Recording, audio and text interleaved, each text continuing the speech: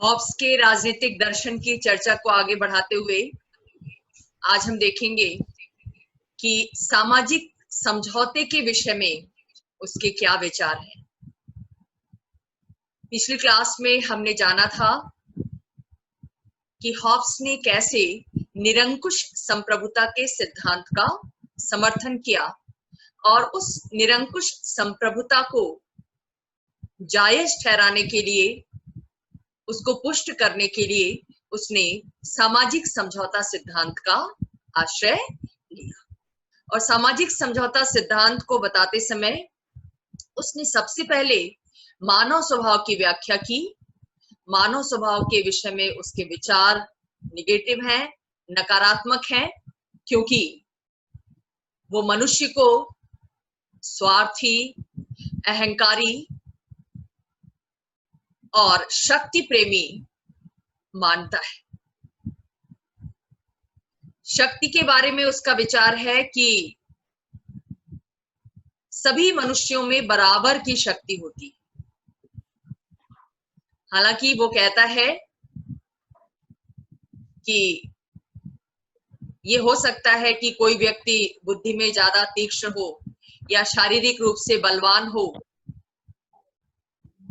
लेकिन सब मिलाकर देखा जाए तो सभी व्यक्तियों में शक्ति की दृष्टि से समानता पाई जाती है।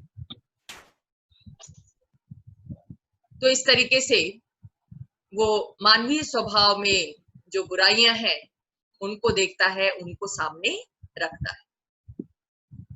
वो यहां तक कहता है कि मनुष्य के अंदर कभी कभी जो दया भाव दिखाई देता है वो भी स्वार्थवश ही होता है। कैसे? व्यक्ति जब किसी को दुख में देखता है तो उसे ऐसा लगता है कि कहीं उसकी भी दशा ऐसी ही ना हो जाए।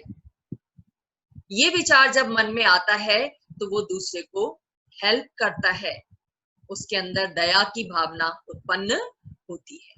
तो दया भाव भी मानवीय स्वभाव का स्वाभाविक गुण नहीं है, ऐसा हॉब्स कहता है। बुराइयां हावी हैं उसके अंदर।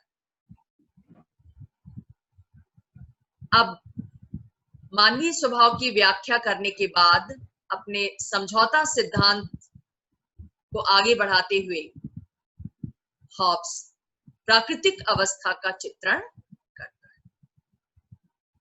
सभी संवेदावादी विचारकों ने एक ऐसी अवस्था की कल्पना की है जिसमें राज्य नहीं था, और इस अवस्था को उन्होंने नाम दिया है प्राकृतिक अवस्था। तो हॉब्स की दृष्टि में प्राकृतिक अवस्था कैसी थी? हॉब्स कहता है ये अराजक अवस्था थी, अशांति की अवस्था थी, संघर्ष की अवस्था थी। और संघर्ष क्यों था? अराजकता क्यों थी? अशांति क्यों थी? इसकी वजह मानव स्वभाव की बुराइयां थी। हर मनुष्य के स्वभाव में जब स्वार्थ होगा तो स्वार्थ को लेकर टकराव होगा ही। स्वार्थवश सीमित चीजों के ऊपर, सीमित वस्तुओं के ऊपर हर व्यक्ति कब्जा करना चाहेगा, हर व्यक्ति उसे प्राप्त करना चाहेगा। लिहाजा जो शक्तिशाली होगा वो तो उसे प्राप्त कर लेगा, और जो शक्तिहीन होगा वो शक्तिशाली के द्वारा दबा दिया जाएगा, या एक्सट्रीम रूप में जाए तो उसकी समाप्ति हो जाएगी। शक्तिशाली व्यक्ति के द्वारा उसकी जीवन की लीला खत्म कर दी जाए। तो प्राकृतिक अवस्था में संघर्ष क्यों था? क्योंकि स्वार्थ हावी था, लोगों के अंदर शक्ति प्रेम था, हर व्यक्ति शक्तिशाली बनना चाहता था, चीजों पर कब्जा करना चाहता था, अपने आदेश को दूसरों से मनवाना चाहता था। शक्ति प्रयोग की, शक्ति प्रदर्शन की जो इच्छा है, हॉब्स जैसा मानता है कि हर व्यक्ति में आजीवन चलती रहती है, वो उसके स्वभाव का स्थायी अंग है। तो इन दुर्गुणों के कारण प्राकृतिक अवस्था कैसी थी? अराजकता की अवस्था थी और लोगों में प्रतिस्पर्धा बनी रहती थी। साथ ही लोग इस बात के लिए भयभीत भी रहते थे कि कहीं कोई शक्तिशाली, उनसे ज्यादा शक्तिशाली व्यक्ति उनके जीवन को समाप्त ना कर दे। यानी शक्ति ही सत्य है, ये वाली कहावत चरितार्थ होती थी। और हॉब्स ये कहता है कि उस अवस्था में मनुष्यों के बीच जो संघर्ष होता था वो 3 कारणों से था: प्रतिस्पर्धा, भय और यश की कामना। हर व्यक्ति यश प्राप्त करना चाहता था, कीर्ति की आकांक्षा रहती थी, वो महत्वाकांक्षी होता था और इस वजह से संघर्ष होते थे। इस संघर्ष की अवस्था में व्यक्ति का जीवन कैसा था?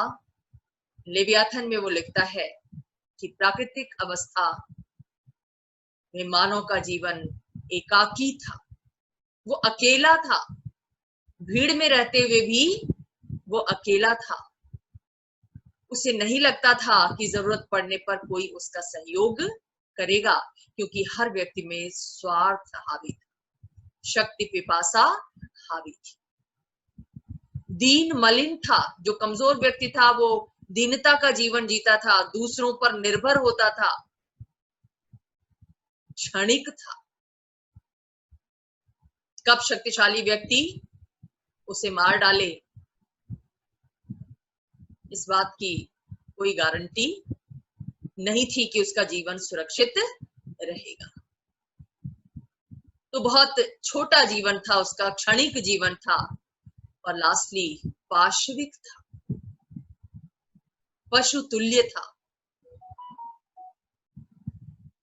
पशु जैसे आहार, निद्रा, मैथुन में अपना जीवन व्यतीत करते हैं, वैसे ही मनुष्य का जीवन भी। उस अवस्था में ना तो कोई ज्ञान था, ना कोई संस्कृति थी, ना कोई उद्योग था, ना किसी तरह की कला का विकास हुआ था, ना यातायात और संचार के साधन थे। तो ये अराजक अवस्था थी, पूरी तरह से प्राकृतिक अवस्था। लेकिन हॉब्स ये कहता है कि ये प्राकृतिक अवस्था नियम विहीन नहीं थी और अधिकार विहीन भी नहीं थी। यानी प्राकृतिक अवस्था में लोगों के पास प्राकृतिक अधिकार थे। किस रूप में? कि हर व्यक्ति जो करना चाहता था वो करने की स्वतंत्रता उसे थी। नेचुरल राइट्स था, राइट्स उसे प्राप्त थे। प्राकृतिक अवस्था, प्राकृतिक अधिकारों की धारणा बहुत से विद्वानों ने अलग अलग ढंग से उसे परिभाषित किया है, लेकिन हॉब्स ने जिस प्राकृतिक अधिकार की बात कही है वो ये कि हर व्यक्ति को प्राकृतिक अवस्था में कुछ भी करने की स्वतंत्रता प्राप्त थी अपने जीवन की रक्षा के लिए। जीवन की रक्षा प्राकृतिक अवस्था में व्यक्ति के लिए सबसे ज्यादा महत्वपूर्ण था और इसकी रक्षा के लिए वो कुछ भी कर सकता था, कोई उसे रोकने वाला नहीं था। दूसरे वो कहता है कि ये अवस्था नियम विहीन भी नहीं थी, यानी प्राकृतिक कानूनों की मौजूदगी प्राकृतिक अवस्था में भी थी। हालांकि ये नियम वैसे बाध्यकारी नहीं थे जैसे आजकल राज्य द्वारा बनाए गए कानून होते हैं। आज हम किसी कानून का पालन यदि नहीं करते हैं तो राज्य द्वारा हमें दंडित किया जाता है। लेकिन हॉब्स ये कहता है कि प्राकृतिक अवस्था में जो नियम थे वो बाध्यकारी नहीं थे, उनको न मानने पर दंडित करने की कोई व्यवस्था, कोई संस्थागत व्यवस्था नहीं थी, क्योंकि राज्य का वजूद नहीं था। लेकिन फिर भी लोगों के आपसी व्यवहारों का संचालन कुछ नियमों के अनुसार होता था, जिसको उसने कहा है कि ये प्राकृतिक नियम थे। और हॉब्स ने जिस शब्द का प्रयोग किया है, जिस वाक्यांश का प्रयोग किया है, वो है शांति की धाराएं। यानी प्राकृतिक नियमों को वो शांति की धाराएं कहता है और 19 धाराओं का उल्लेख करता है। इनमें से 3 सबसे ज्यादा महत्वपूर्ण थी। नंबर 1 कि हर व्यक्ति को शांति स्थापित करने का प्रयास करना चाहिए। यानी प्राकृतिक अवस्था में कौन सा नियम प्रचलित था? क्योंकि वो संघर्ष की अवस्था थी, अराजकता की अवस्था थी, लोगों का जीवन सुरक्षित नहीं था, इसलिए आमतौर पर ये नियम प्रचलित था कि व्यक्ति को कोशिश करनी चाहिए कम से कम शांति की स्थापना की। दूसरे, ये नियम प्रचलित था कि अगर जीवन की रक्षा के लिए या शांति की स्थापना के लिए हमें अपने कुछ अधिकारों का त्याग भी करना पड़े तो उसके लिए तैयार रहना चाहिए। मसलन कोई शक्तिशाली व्यक्ति अगर हमारे जीवन की रक्षा की गारंटी लेता है तो हमें उसकी बात सुनने के लिए तैयार रहना चाहिए। वहां हमें अपनी स्वतंत्रता की दुहाई नहीं देनी चाहिए।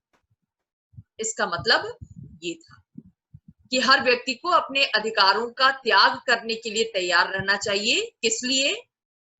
शांति की स्थापना के लिए, अपने जीवन की रक्षा के लिए। और तीसरा नियम प्रचलित था कि हर व्यक्ति के द्वारा उन समझौतों का पालन जरूर करना चाहिए जिन समझौतों को उसने स्वयं किया है। आज भी ये मानते हैं कि समझौतों का पालन सभी पक्षों के द्वारा किया जाना चाहिए। तो ये नियम उस प्राकृतिक अवस्था में भी प्रचलित था, जैसा हॉब्स बताता कि व्यक्ति को स्वयं द्वारा किए गए समझौतों को तोड़ना नहीं चाहिए बल्कि उन पर अमल करना चाहिए। तो ये जो शांति की धाराएं थी, ये जो प्राकृतिक नियम थे, वो हॉब्स कहता है कि सामान्य विवेक पर आधारित थे। हमारा सामान्य विवेक यही कहता है ना कि हमें शांति के लिए प्रयास करना चाहिए, हमें समझौतों का पालन करना चाहिए, हमें सबके फेवर में, सबके कल्याण के लिए, सबकी शांति के लिए, सबकी सुरक्षा के लिए अपने कुछ अधिकारों का त्याग करना चाहिए। तो ये नियम, प्राकृतिक नियम और कुछ नहीं थे बल्कि सामान्य विवेक के नियम थे। और हॉब्स ये कहता है कि इसका सीधा सा मंत्र ये था कि तुम दूसरों के साथ वैसा ही बर्ताव करो जैसा अपने साथ चाहते। यानी जैसे हम चाहते हैं कि सामने वाला व्यक्ति हमारे साथ ऐसा ही व्यवहार करे जो हमें अच्छा लगे, जो हमारे लिए कल्याणकारी हो,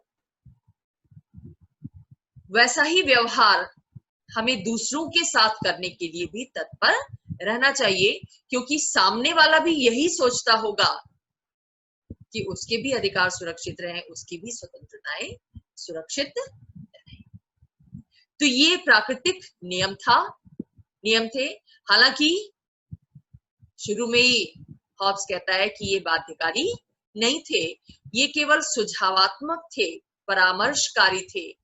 ऐसी सलाह दी जाती थी लोगों को कि अगर वो इन नियमों पर चलेंगे तो उनका जीवन सुरक्षित रहेगा और समाज में शांति बनी रहेगी।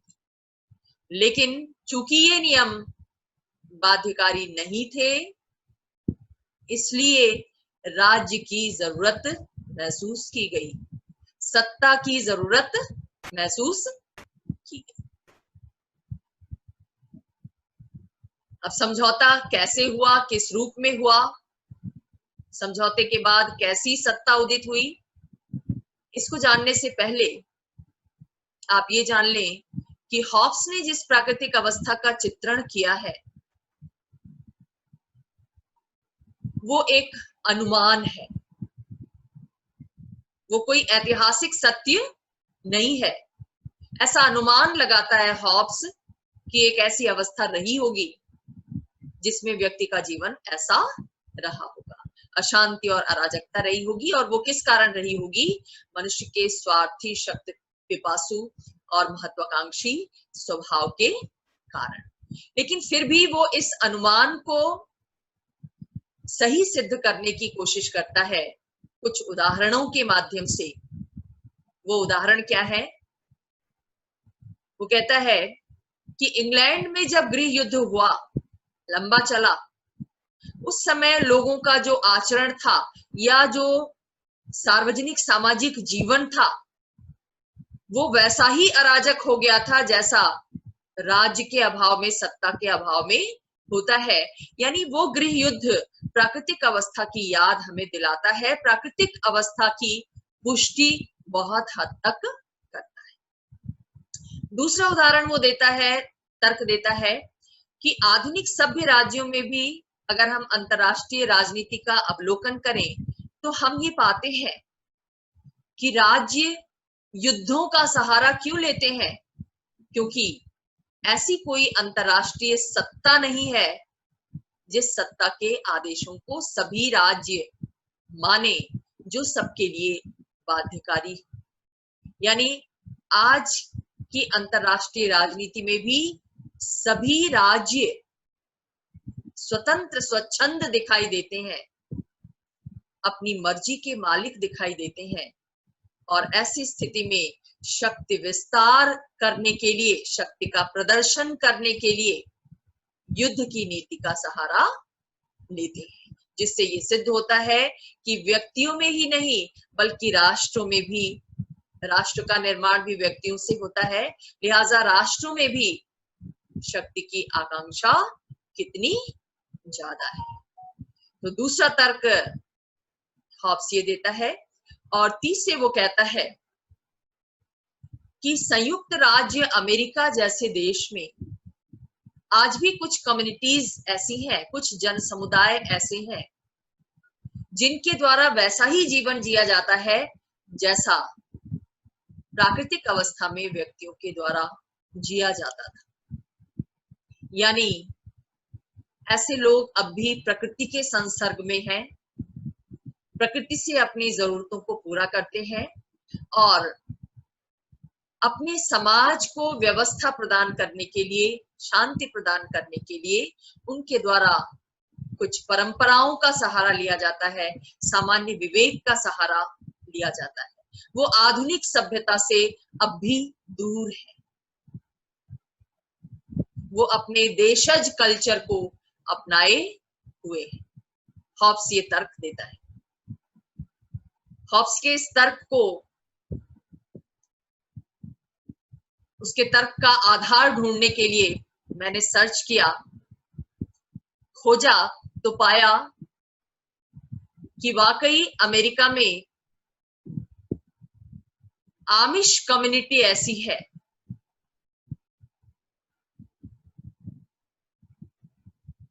आमिश जन समुदाय ऐसा है जो प्राकृतिक अवस्था का जीवन जी रहा है। ये समुदाय पेंसिल्वेनिया, ओहियो, इंडियाना, इलिनॉइस जैसे अमेरिकन स्टेट्स में निवास करता है और इन लोगों के द्वारा अभी भी अपने ट्रेडिशंस को फॉलो किया जाता है। राजकीय कानूनों को ये उतनी मान्यता नहीं देते, अपने समाज को ये व्यवस्थित करते हैं अपनी प्रचलित परंपराओं के आधार पर। तो इस तरीके से हॉब्स का ये जो तर्क है वो कुछ हद तक फैक्चुअल दिखाई देते हैं, तथ्यात्मक दिखाई देते हैं। प्राकृतिक अवस्था की बात करने के बाद हॉब्स ने उस समझौते का विवेचन किया जिस समझौते के माध्यम से राज्य सत्ता की उत्पत्ति हुई। कैसी सत्ता? निरंकुश राज्य सत्ता, अमर्यादित राज्य सत्ता, अविभाजित राजसत्ता, ऐसी सत्ता जिसका विरोध नहीं किया जा सकता, जो किसी से मर्यादित नहीं है, जो स्वयं कानूनों की जनक है, स्वयं न्याय का स्रोत है, स्वयं अधिकारों की जनक है। तो ऐसी राजसत्ता की उत्पत्ति क्यों हुई और कैसे हुई, इसको समझौता सिद्धांत में व्यापक रूप से विवेचित किया है हॉब्स ने। हॉब्स ये कहता है कि राज्य के निर्माण की जरूरत समझौते के माध्यम से इसलिए हुई क्योंकि प्राकृतिक अवस्था की अराजक स्थिति से लोग तंग आ चुके थे। नियम तो थे, लेकिन इन नियमों को मनवाने वाली कोई बाध्यकारी सत्ता नहीं थी, और सबसे बड़ी बात जो थी, परेशानी की बात, वो ये थी कि लोगों का जीवन सुरक्षित नहीं था। तो जीवन की रक्षा के लिए, शांति और सुव्यवस्था की स्थापना के लिए, अराजकता की स्थिति का अंत करने के लिए लोगों ने आपस में समझौता करके राजसत्ता को जन्म दिया। क्या समझौता किया? हॉब्स कहता है कि प्राकृतिक अवस्था के प्रत्येक व्यक्ति ने हर दूसरे व्यक्ति के साथ ये समझौता किया कि मैं अपना शासन करने का अधिकार इस तीसरे व्यक्ति या व्यक्ति समूह को सौंपता हूं, इस शर्त के साथ कि तुम भी अपने सारे अधिकार इस व्यक्ति या व्यक्ति समुदाय को सौंप दोगे। तो हॉब्स का ये समझौता जो है सामाजिक समझौता है, क्योंकि ये समाज के लोगों के द्वारा आपस में किया गया है। ये राजनीतिक समझौता नहीं है, शासक के साथ कोई समझौता नहीं हुआ है। समझौता किसके बीच हुआ है? लोगों के बीच हुआ है। शासक को उसका भागीदार नहीं बनाया गया है, इसलिए शासक उसकी शर्तों को मानने के लिए बाध्य नहीं है। और ऐसा समझौता सिद्धांत इसलिए दिया शायद हॉब्स ने, क्योंकि वो पहले ही निर्णय कर चुका था निरंकुश संप्रभुता के सिद्धांत का। संप्रभु को सर्वोच्च बनाने के लिए, अमर्यादित बनाने के लिए उसने समझौते का पार्ट उसे नहीं बनाया। संप्रभु समझौते के बाद उदित जरूर होता है, वो उसका परिणाम जरूर है, लेकिन वो समझौते का अंग नहीं है। इसलिए समझौते की सभी शर्तों को मानने के लिए वो बाध्य नहीं है। तो हॉब्स की दृष्टि में समझौता सामाजिक है, राजनीतिक नहीं है, और इसका उद्देश्य क्या है? समाज में शांति और सुव्यवस्था की स्थापना करना। हॉब्स ये मानता है प्रकारांतर से कि एक निरंकुश सत्ता ही, राजनीतिक सत्ता ही समाज में शांति और सुव्यवस्था की स्थापना कर सकती है। तो राज्य जो उदित हुआ समझौते के बाद, सामाजिक समझौते के बाद, वो कैसा राज्य है, कैसी सत्ता है, कैसी संप्रभुता है? सर्वाधिकार संपन्न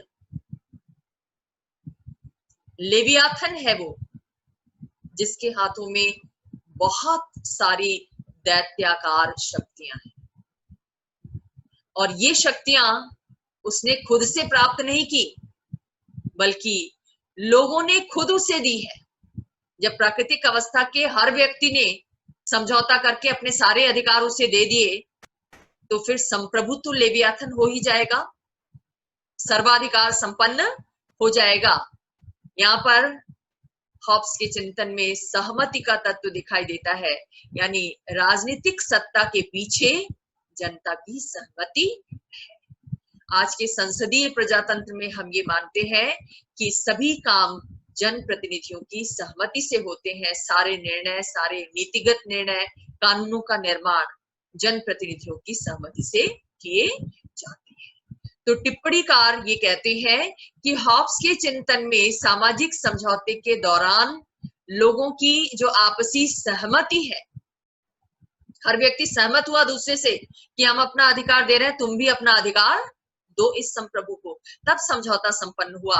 तो इस तरीके से सहमति का जो तत्व है वो संसदीय प्रजातंत्र का तत्व है, जो हॉब्स के चिंतन में हमें दिखाई देता है। हालांकि ये कंट्राडिक्टरी है, क्योंकि जहां पर निरंकुश राज्य होता है वहां सहमति की संभावना कम होती है, जन सहमति को उस पर कम ध्यान दिया जाता है, कम महत्व मिलता है। और शासक की शक्ति के विषय में उसको जरूरी इसलिए बताता है हॉब्स, क्योंकि बिना शक्ति के कानूनों का पालन शासक नहीं करवा पाएगा। इसीलिए वो कहता है कि बिना तलवार की शक्ति के संविदाएं केवल शब्द जाल है, वो मनुष्य की रक्षा करने में सक्षम नहीं हो सकती। तो ऐसा शासक जिसे जनता ने खुद समझौता करके सहमति से सत्ता सौंपी है, वो सर्वाधिकार संपन्न है, निरंकुश है, अमर्यादित है, उसकी सत्ता अविभाजित है, अदेय है, वही सभी कानूनों का स्रोत है। महत्वपूर्ण बात वो कहता है कि ऐसे संप्रभु के विरोध का अधिकार सामान्य स्थिति में जनता को नहीं है। एक बार जब जनता ने शासन करने का अधिकार उसे दे दिया, तो उसे चाहिए कि वो संप्रभु के आदेशों का पालन करती रहे, उसका विरोध कभी भी ना करे। हालांकि एक स्थिति में उसके द्वारा विरोध किया जा सकता है, जैसा हॉब्स ने कहा, वो स्थिति है कि अगर संप्रभु उसके जीवन की रक्षा करने में विफल रहता है, क्योंकि जीवन रक्षा के लिए तो राज्य की जरूरत महसूस हुई, राजनीतिक सत्ता को बनाया गया। अगर राजनीतिक सत्ता उस लक्ष्य को प्राप्त करने में नाकाम रहती है, तो जनता उसके विरुद्ध विद्रोह कर सकती है, लेकिन उस विद्रोह का परिणाम क्या होगा? समझौता भंग हो जाएगा और व्यक्ति फिर से प्राकृतिक अवस्था में पहुंच जाएगा। वही अराजकता, वही संघर्ष, वही अशांति, वही जीवन के प्रति भय, जीवन की क्षणभंगुरता। तो इसीलिए हर्नशॉ जैसे विचारक ये कमेंट करते हैं कि हॉब्स के चिंतन में पूर्ण निरंकुशता या पूर्ण अराजकता का कोई दूसरा विकल्प नहीं। यानी जनता के सामने दो ही विकल्प हैं, या तो वो प्राकृतिक अवस्था की अराजक स्थिति में रहना स्वीकार करे, या फिर निरंकुश संप्रभु के आदेशों को स्वीकार करे। अगर वो विरोध करेगी तो प्राकृतिक अवस्था वापस आ जाएगी, और प्राकृतिक अवस्था से निकलना है तो निरंकुश संप्रभु को मान्यता देनी होगी।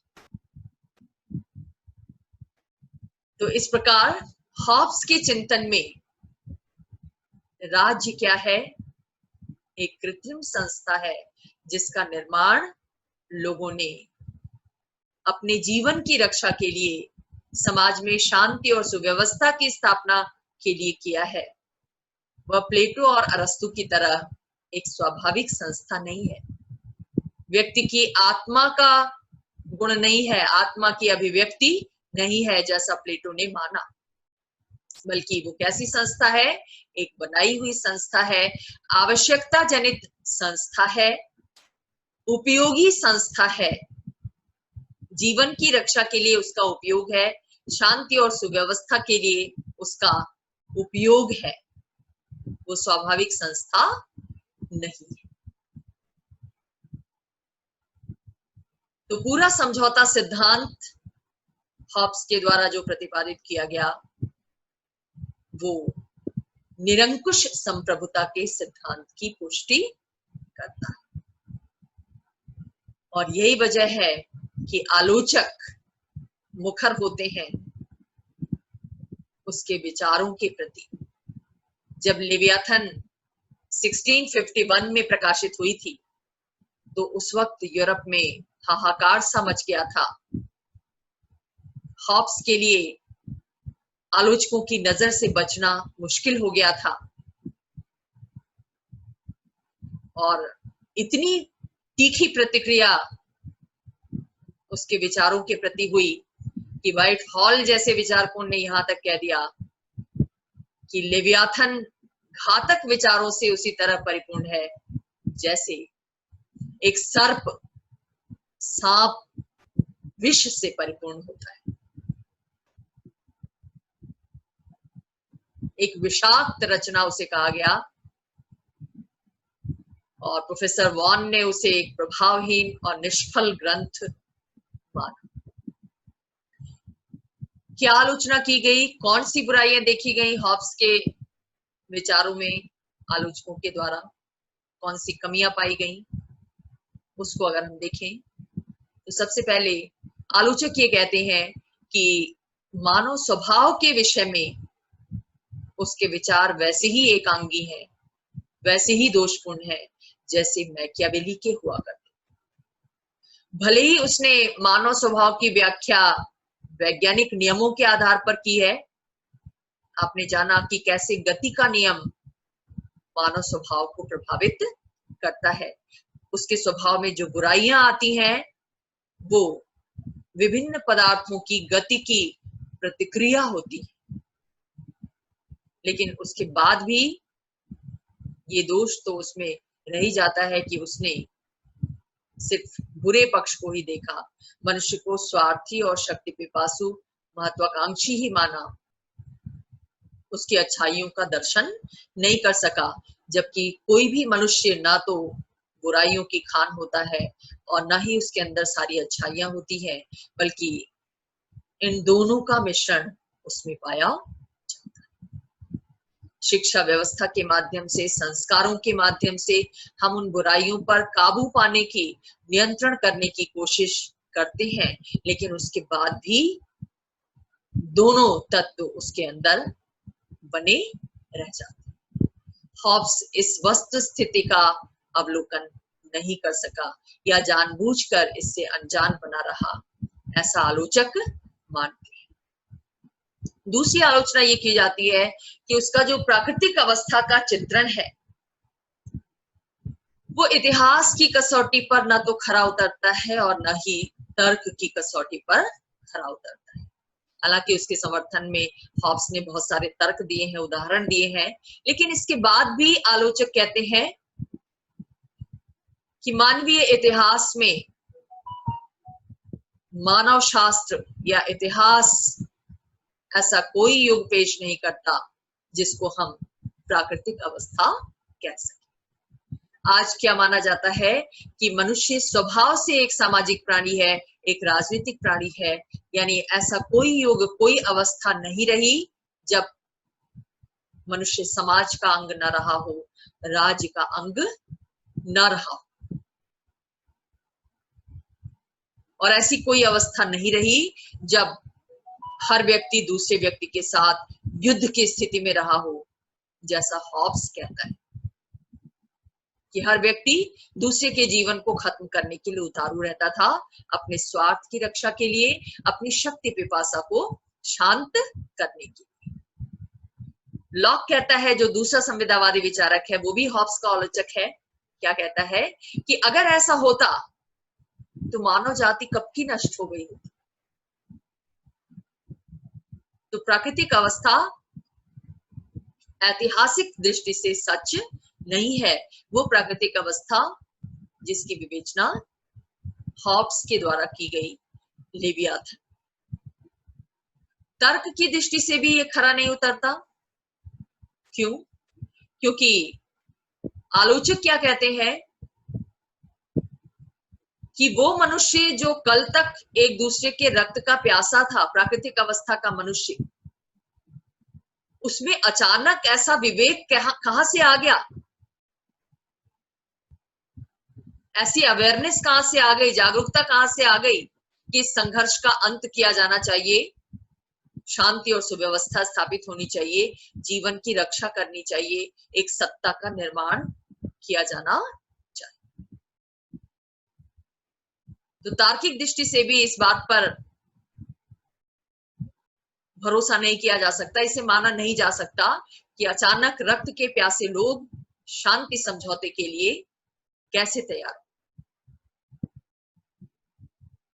ऐसा लगता है उन्हें जंगली बिल्लियों से तो सुरक्षित होने की चिंता थी, लेकिन उस समझौते के बाद जो निरंकुश संप्रभु बना, शेर तुल्य, उसके सामने उन्होंने समर्पण कर दिया।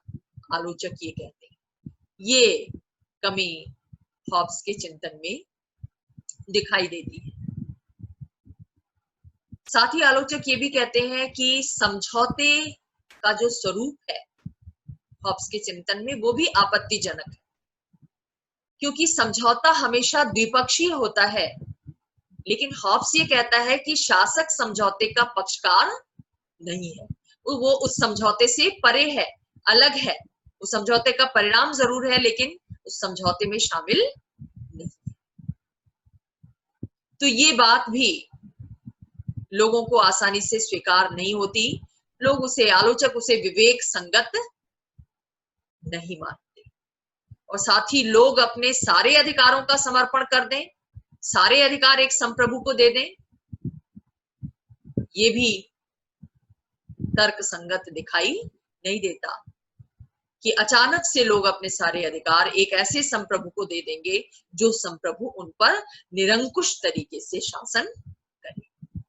तो आलोचक ये कहते हैं कि उसकी राज्य की जो धारणा है वो पुलिस राज्य की धारणा है, उसमें लोक कल्याणकारी राज्य का कोई।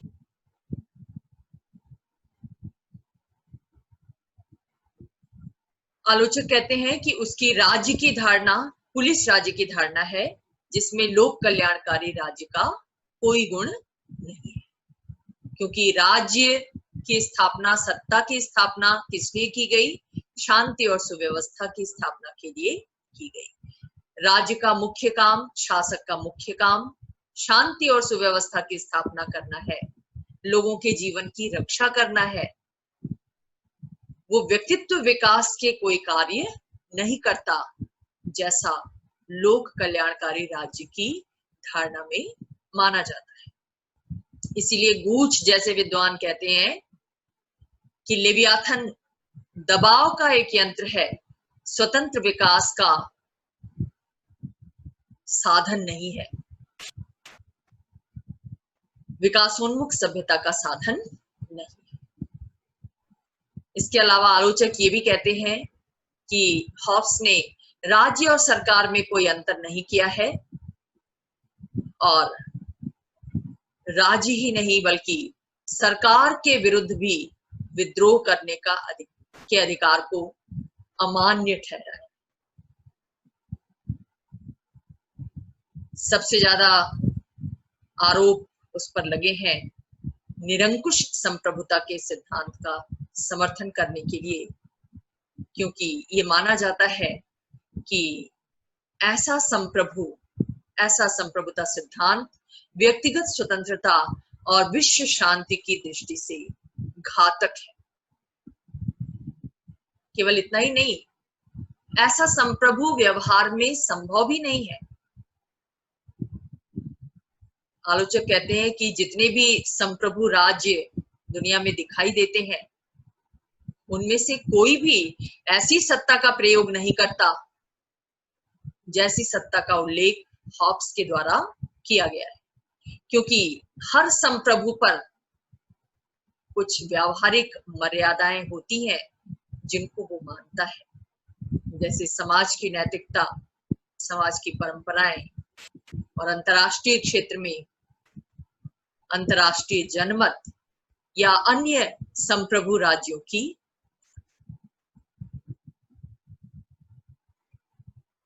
इस दृष्टि से आलोचक कहते हैं कि व्यावहारिक दृष्टि से भी हॉब्स का निरंकुश संप्रभु का सिद्धांत उचित प्रतीत नहीं होता। आलोचकों के अनुसार सत्ता का तो स्वभाव ही होता है निरंकुश होना, किंतु एक सिद्धांतकार का दायित्व होता है कि ऐसी निरंकुश सत्ता को मर्यादित करने के लिए कुछ उपाय सुझाए। लेकिन हॉब्स अपने सिद्धांतकार की, राजनीतिक सिद्धांतकार की इस भूमिका को नहीं स्वीकार करता, इस दायित्व को नहीं मानता, इसलिए निरंकुश संप्रभु के सिद्धांत का प्रतिपादन करता है। तो ये थी आलोचनाएं, लेकिन इन आलोचनाओं के बावजूद अगर हम एक राजनीतिक दार्शनिक के रूप में हॉब्स का मूल्यांकन निष्पक्ष भाव से करते हैं, तो ये पाते हैं कि भले ही उसके चिंतन में बहुत सारी कमियां रही हो, बहुत सारे विरोधाभास रहे हो, तार्किक असंगतियां रही हो, लेकिन राजनीतिक चिंतन में उसका योगदान कम नहीं है। सबसे पहला योगदान उसका कि उसने अपने सिद्धांतों का निर्माण तर्क आधारित वैज्ञानिक पद्धति के आधार पर किया और राजनीतिक चिंतन को मध्य युग की धार्मिकता से पूरी तरह मुक्त किया। और इसी वजह से बहुत से विचारक उसे वास्तविक अर्थों में आधुनिक राजनीति विज्ञान का जनक मानते हैं। दूसरे, अब तक जो राज्य का सिद्धांत प्रचलित था मध्य युग में, ईश्वरीय राज्य का सिद्धांत, दैवी सिद्धांत, धार्मिक सिद्धांत, उसके स्थान पर एक तर्कपूर्ण व्यवस्थित सामाजिक समझौता सिद्धांत को पेश कर उसने राजनीति विज्ञान की बहुत बड़ी सेवा की। अब तक ये सिद्धांत प्रचलित था कि राज्य ईश्वरीय कृति है। हॉब्स ने स्थापित किया कि ईश्वर नहीं, मनुष्य द्वारा मनुष्य के लिए निर्मित है राज्य जैसी संस्था। प्रोफेसर डनिंग हॉब्स के योगदान को स्वीकार करते हुए कहते हैं कि ये हॉब्स ही था जिसने न केवल राजनीति को धर्म से पृथक किया, बल्कि राजनीति को धर्म से उच्च स्थान भी प्रदान किया। मैकियावेली ने तो केवल राजनीति को धर्म और नैतिकता से अलग करने का काम किया था, लेकिन हॉब्स ने उससे भी आगे बढ़कर राजनीति को धर्म के ऊपर स्थापित करने की कोशिश की, निरंकुश संप्रभुता की धारणा के माध्यम से कि संप्रभु के ऊपर कोई सत्ता दूसरी नहीं हो सकती, वो ही सर्वोच्च है, उसकी सत्ता असीम है, अमर्यादित है, धर्म, नैतिकता, किसी चीज का बंधन उसके ऊपर नहीं है। और लास्टली ये कहा जा सकता है कि आधुनिक जो विचारधारा व्यक्तिवाद की है, वो व्यक्तिवाद, वो उपयोगितावाद भी हॉब्स के चिंतन में परिलक्षित होता है।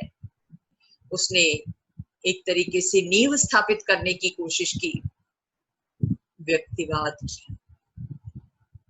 राज्य को वो उपयोगी संस्था मानता है और इस बात का विस्मरण हरगिज नहीं होने देता अपने पूरे चिंतन में कि राज्य का अस्तित्व मानवीय जीवन की रक्षा के लिए है, राज्य लोगों की आवश्यकताओं की पूर्ति के लिए है, जो व्यक्तिवाद का केंद्रीय विचार है।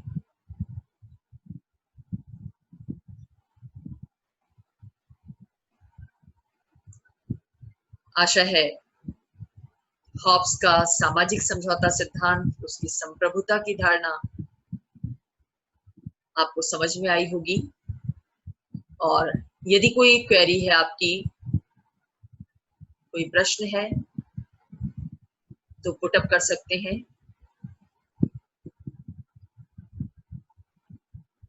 हॉब्स के राजनीतिक दर्शन के ऊपर जो व्याख्यान श्रृंखला है, उसके अंत में कुछ प्रश्न भी आपके सामने रखे जाएंगे, कुछ असाइनमेंट दिए जाएंगे जो परीक्षा की दृष्टि से आपके लिए उपयोगी साबित होंगे। कुछ ग्रंथों का सुझाव दिया गया है जिनको पढ़कर आप हॉब्स के विषय में और व्यापक जानकारी हासिल कर सकते हैं।